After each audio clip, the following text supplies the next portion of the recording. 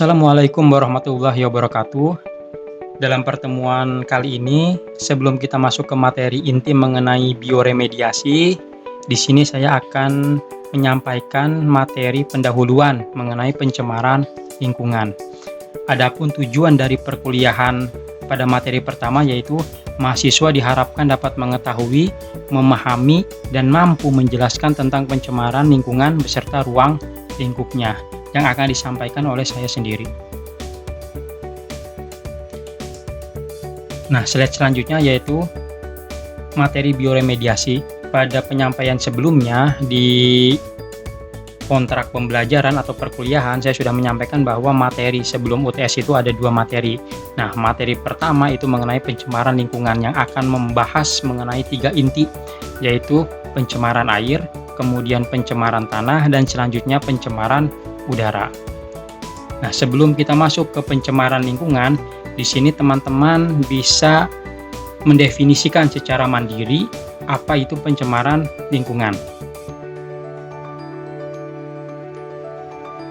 Nah, jadi pencemaran lingkungan adalah masuknya atau dimasukkannya makhluk hidup, zat, energi, dan atau komponen lain ke dalam lingkungan, atau berubahnya tatanan lingkungan oleh kegiatan manusia atau oleh proses alam sehingga kualitas lingkungan turun sampai ke tingkat tertentu yang menyebabkan lingkungan menjadi kurang atau tidak berfungsi lagi sesuai dengan peruntukannya. Nah, pada kata pertama di situ ada kata masuknya, artinya suatu limbah yang masuk ke dalam suatu perairan tidak disengaja itu juga merupakan pencemaran, apalagi kata dimasukkannya, di mana suatu limbah yang dimasukkan secara sengaja ke badan perairan atau suatu perairan umum itu merupakan pencemaran.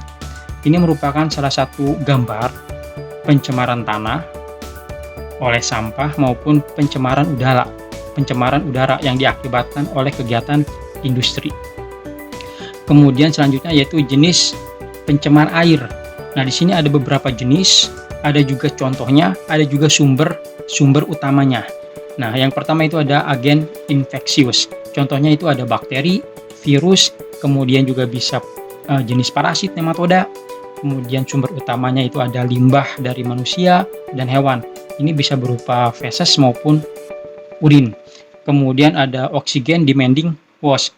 Ini contohnya itu adalah limbah hewan, sisa tumbuhan itu adalah bagian-bagian atau sisa-sisa tubuh. Ya, sumber utamanya adalah saluran pembuangan air, pengolahan makanan, dan industri kertas. Kemudian jenis yang selanjutnya atau yang ketiga itu ada nutrien, contohnya itu ada nitrat dan fosfat.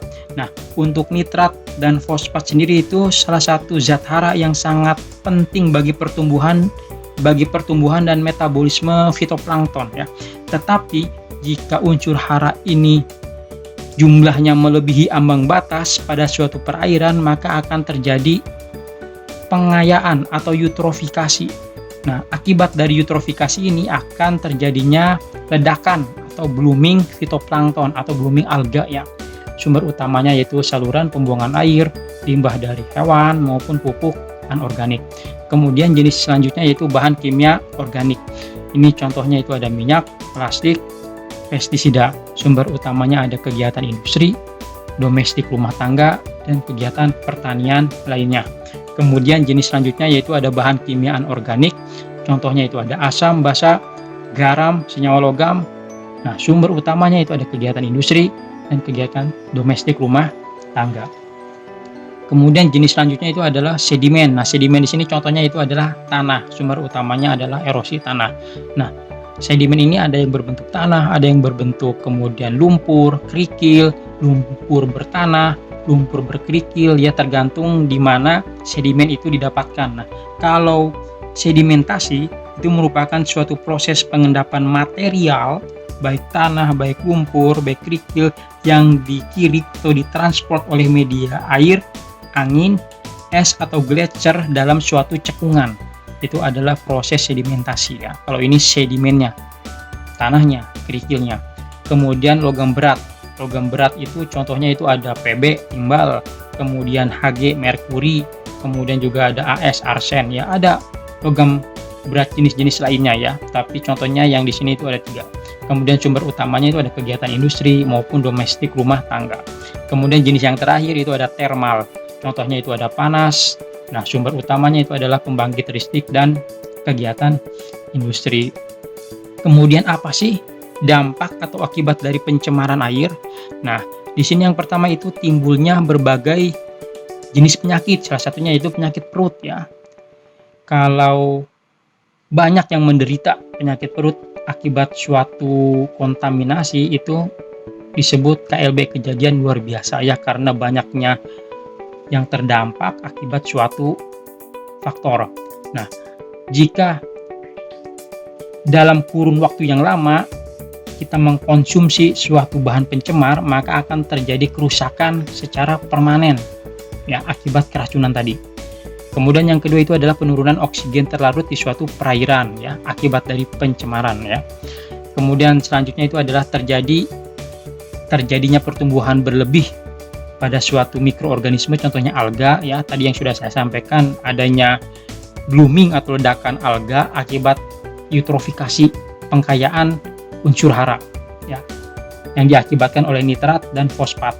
Kemudian masuknya racun ke dalam suatu sistem perairan ya, akibatnya terakumulasinya perairan yang tadinya bersih kemudian tercemar suatu limbah tertentu. Kemudian yang terakhir yaitu adalah kematian makhluk hidup di suatu perairan. Nah, kematian ini bisa terjadi secara massal, artinya banyak ya. Ini adalah salah satu gambar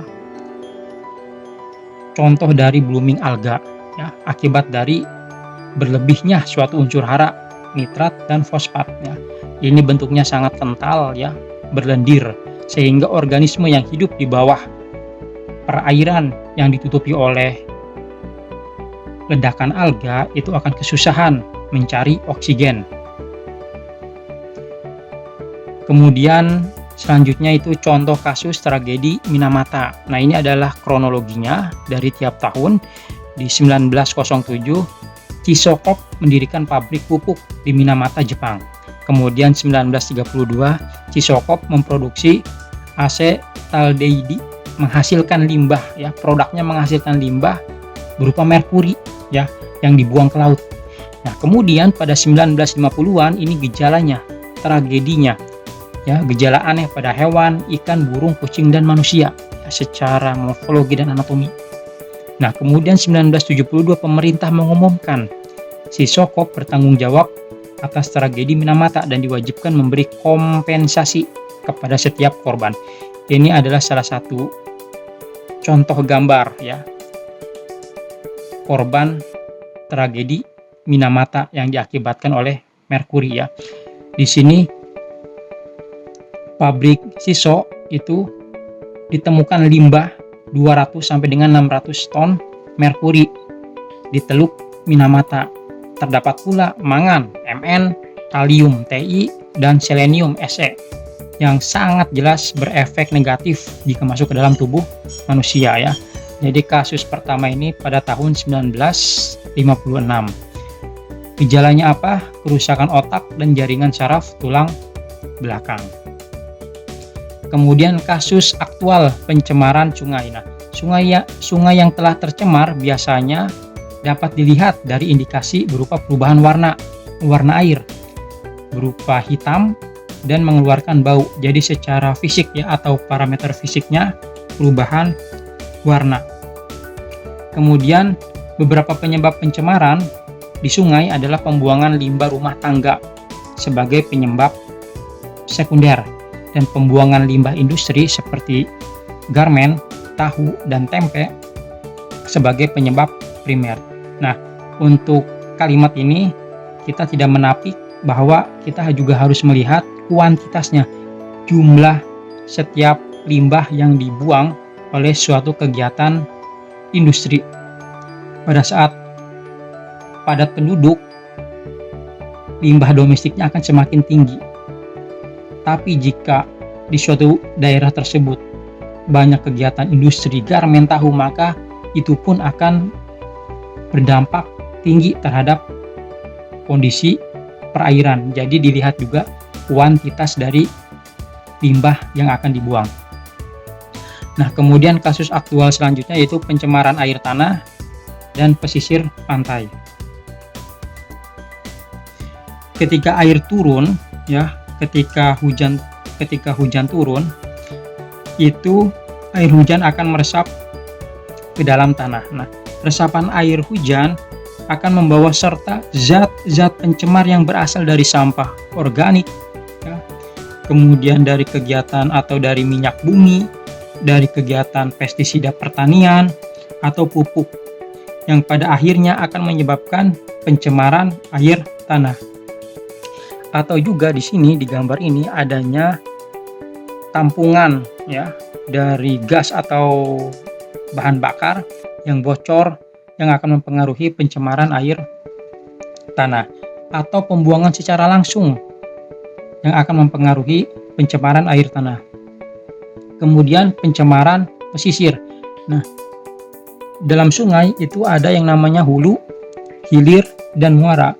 Hulu biasanya kondisi perairannya masih bersih, sedangkan hilir sudah mulai terpengaruhi oleh berbagai kegiatan industri.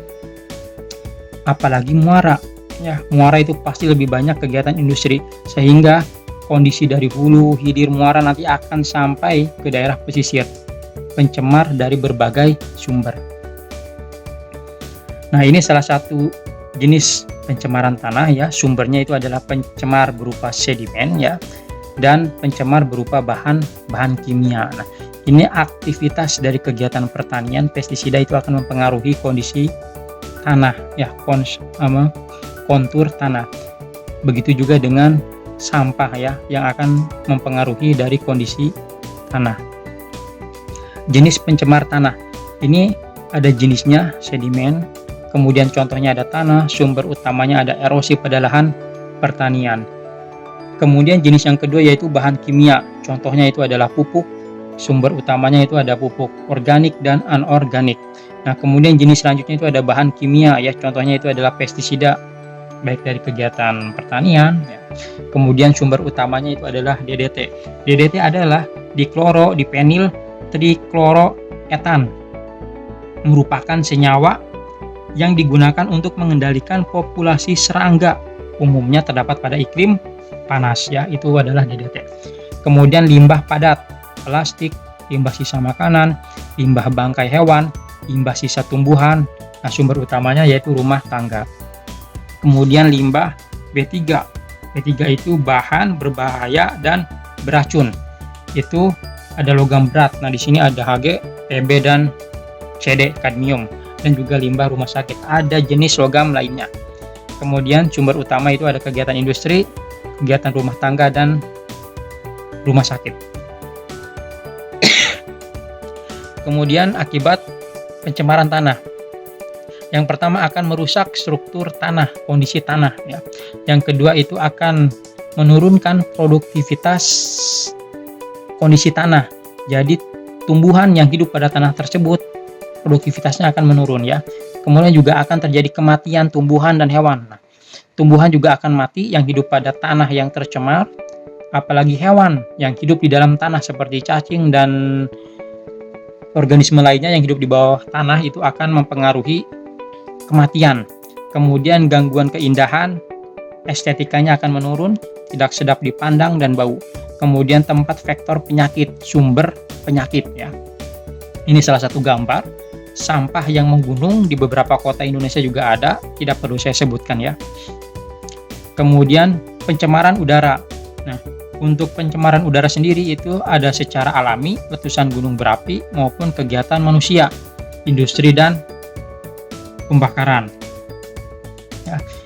Di sini penentuan sumber pencemaran, ada sumber titik. Nah, sumber titik itu dilihat dari sumber individual menetap dan dibatasi oleh luas wilayah kurang dari 1 kali 1 km, termasuk di dalamnya industri dan rumah tangga. Jadi seseorang menetap di suatu daerah, ya, dia kurang dari 1 kali 1 km berada di daerah industri, yaitu sumber titik. Kemudian sumber garis itu berada atau tidak jauh dari kegiatan atau tempat lalu lalang kendaraan bermotor atau kereta.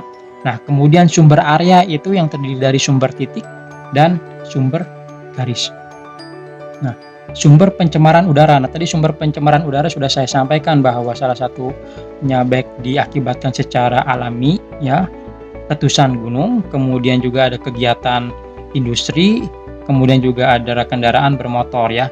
Nanti akan mengakibatkan polutan utama atau primary polutan, yaitu berupa karbon monoksida, kemudian karbon dioksida, kemudian juga ada belerang dioksida, ada juga nitrogen monoksida, nitrogen dioksida, kemudian juga ada hidrokarbon lainnya, dan partikel tersuspensi. Nah, ini untuk polutan sekunder itu ada sulfur trioksida, asam nitrat, hidrogen peroksida, ozon, nitrat, dan sulfat, dan lainnya.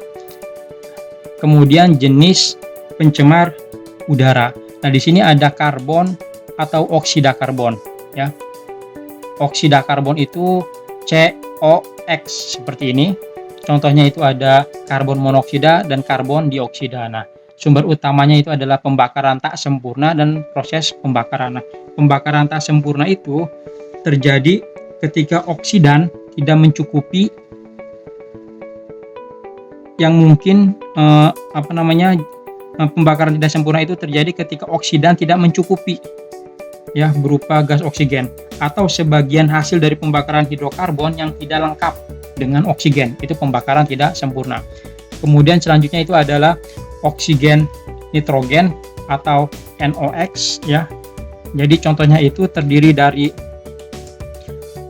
nitrit oksida, nitrogen dioksida ya, dan jenis oksida lainnya yang lebih sedikit. Nah, sumber utamanya itu adalah pembakaran. Kemudian ada oksida sulfur atau SO. Nah, gas belerang oksida atau sering ditulis dengan SOX ini terdiri dari gas SO2 dan juga gas SO3, yang keduanya mempunyai sifat yang berbeda. Gas SO2 itu berbau sangat tajam dan tidak mudah terbakar, sedangkan gas SO3 bersifat sangat reaktif. Gas SO3 mudah bereaksi dengan uap air yang ada di udara untuk membentuk asam sulfat atau H2SO4 ya. Ini adalah pencemar primer, pencemar yang berasal langsung dari sumber asal ya. Tadi contohnya ada karbon monoksida, dioksida ya, dan partikel debu ya. Kemudian juga ada pencemar sekunder ya, pencemar yang berasal dari reaksi dengan substansi lain ya. Tadi sudah saya sebutkan salah satunya H2SO4 ya. Oke, selanjutnya itu adalah akibat dari pencemaran udara. Adanya gangguan visibilitas, gangguan psikologis, timbulnya penyakit-penyakit pada alat pernapasan, sesak dan lainnya ya, asma dan lainnya, penurunan produktivitas tumbuhan dan hewan. Jadi pada saat adanya gangguan pencemaran itu akan mempengaruhi produktivitas pertumbuhan pada hewan dan tumbuhan. Kemudian kerusakan pada bangunan akibat hujan asam ya. Ini adalah salah satu contoh akibat dari pencemaran udara. Paru-paru manusia yang berubah warna ya, sama seperti kita menghirup rokok ya, bentuknya akan menghitam. Kemudian contoh kasus hujan asam ya. Hujan asam sumber pencemar terutama industri yang menghasilkan SO2 ya. Kemudian juga NOx ya. Kemudian hujan dengan pH kurang dari 5,6 ya. Kemudian hujan mengandung asam H2SO4, HNO3 ya, reaksi SO2 dan NOx dengan H2O air ya. Jangkauan jauh beberapa kilometer dari sumber pencemaran. Nah, untuk dry deposition berupa partikel SO2 dan NOx ya, menyebabkan kerusakan pada tumbuhan dan bangunan akibat dari hujan asam. Ini beberapa akibat dari hujan asam, yaitu di pegunungan atau di tumbuhan itu akan terjadinya kematian, sedangkan kerusakan pada suatu bangunan ya. Nah, kemudian mekanisme hujan asam. Nah, hujan asam terjadi ketika sulfur dioksida ya, SO2 tadi, dan nitrogen oksida NOx ya menyebar di atmosfer setelah diangkut oleh angin ya. Ini menyebar di atmosfer setelah diangkut oleh angin atau arus udara. Nah, SO2 dan NOx ini atau nitrogen dioksida dapat bereaksi terhadap air ya. oksigen, dan bahan kimia lainnya untuk membentuk asam sulfat dan nitrat. Nah, unsur-unsur itu kemudian bercampur dengan air dan bahan lainnya sebelum jatuh ke permukaan bumi. Sebagian kecil SO2 dan nitrogen oksida atau NOx yang menyebabkan hujan asam berasal dari sumber alami yang tadi sudah saya sebutkan, seperti erupsi gunung api.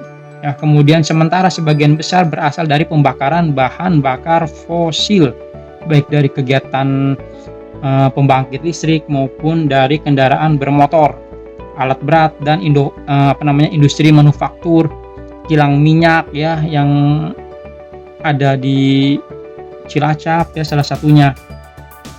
Nah, hujan ini bisa mengubah komposisi tanah dan air sehingga menjadi tidak layak untuk tanaman maupun hewan. Misalnya, danau yang sehat memiliki pH 6,5 atau lebih tinggi. Nah, hujan asam itu bisa meningkatkan tingkat keasaman, artinya pH-nya menurun.